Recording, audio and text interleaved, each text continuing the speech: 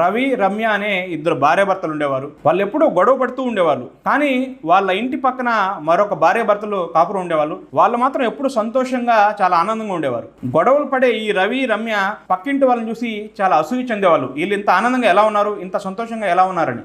రమ్య అంటుంది తన భర్తతో, పక్కింటి వాళ్ళు చూడు ఎంత ఆనందంగా ఉన్నారు, రోజు నీ నస భరించలేక చచ్చిపోతున్నా అని రమ్య అంటుంది.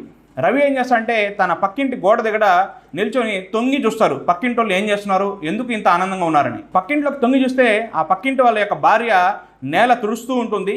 ఇంతలోనే కిచెన్లో ఏదో శబ్దం వస్తే ఆ భార్య కిచెన్లోకి వెళ్తుంది. కిచెన్లోకి వెళ్ళగానే తన భర్త పరిగెత్తుకుంటూ వచ్చి చూడక తను తుడుస్తూ ఉన్న నీళ్ళ బకెట్ని తన్నేస్తాడు.